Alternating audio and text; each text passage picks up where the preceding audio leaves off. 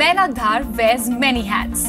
With a day job as the managing director of General Mills, he is also a much-published author. In a rendezvous with consulting editor Pradyuman Maheshwari, he spoke about his latest book, Brand Shastra, and balancing personal life with a busy professional one. Take a look.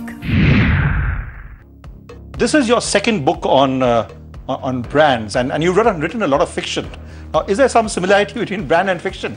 Well, I think the biggest similarity is ultimately creating brands, communicating to people, telling a story. It's all about storytelling. I think the best brands are built when you tell stories about them that resonate with people. And I think fundamentally that's what all marketing is about. It's about telling stories, influencing people, shaping how they think about things. Subtext of the book which says, use the power of marketing to transform your life. Is that really done by all of us?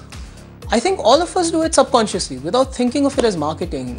As I was writing Brand Shastra, as I embarked on this book, the really starting point or the inspiration was the thinking that, look, I've been working in the consumer products industry for 20 years. And you realize people use all kinds of tools, principles, ways of thinking to build huge brands. But fundamentally, it boils down to understanding people, shaping their perceptions, influencing their behavior.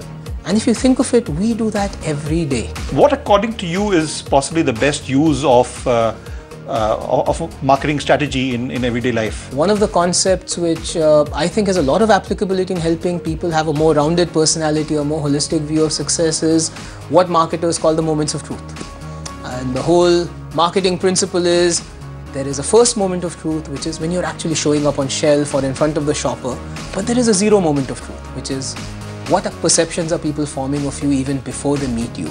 There is a second moment of truth, which is the actual results the brand delivers. And the third moment of truth is what word of mouth are people spreading about you.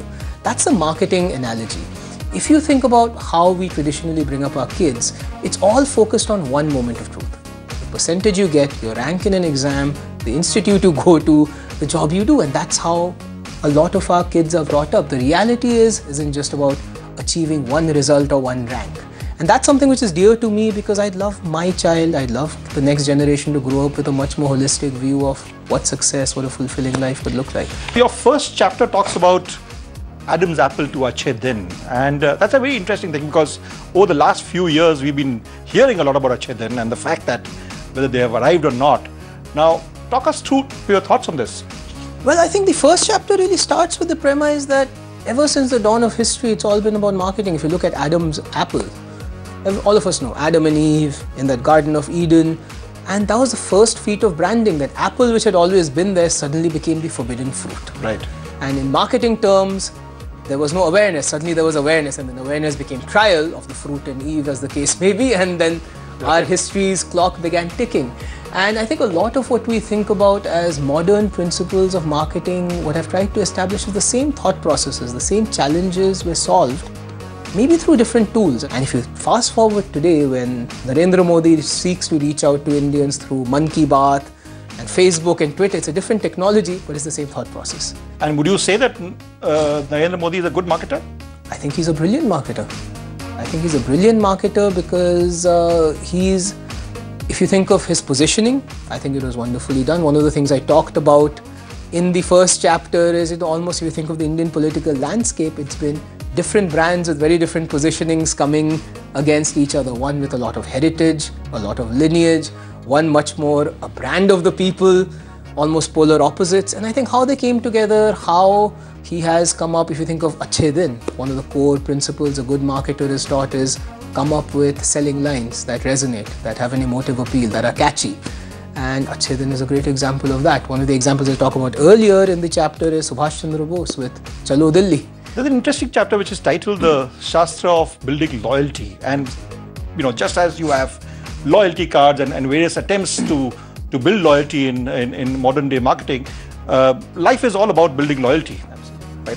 And do you see that there is a likeness between the two? I see there's a huge likeness, and my real inspiration for that chapter came from when I looked at one example where all of us are trying to encourage a certain kind of habit, loyalty to behaving in a certain way, which really started with how we inculcate the right habits in our kids. And what struck me is I looked at a survey which said 62% of parents in Mumbai hit their children. And then they go, more than I think close to 30% of them later go say sorry, or they cry and they buy gifts. And what struck me is, look, is this the best way of doing it? And I said, look, there are industries which are actually building very strong loyalty, encouraging a certain set of behaviors. Airlines, hotels are great examples. So I said, how do they do it?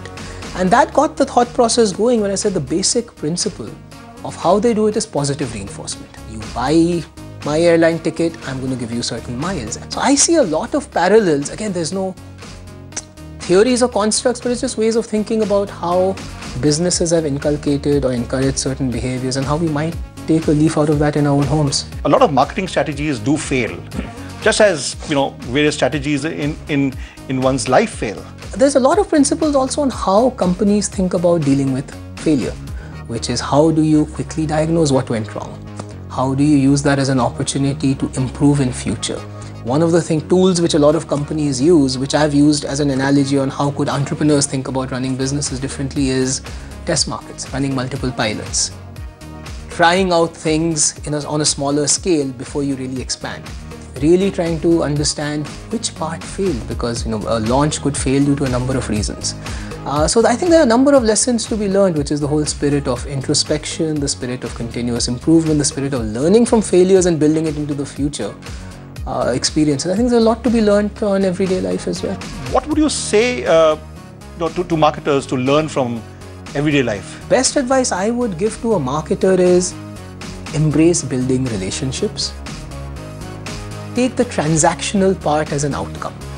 And I think in today's day and age of social media, marketers have a wonderful opportunity to do that. Don't start with, I want you to think of my brand in a certain way, or I want you to buy me.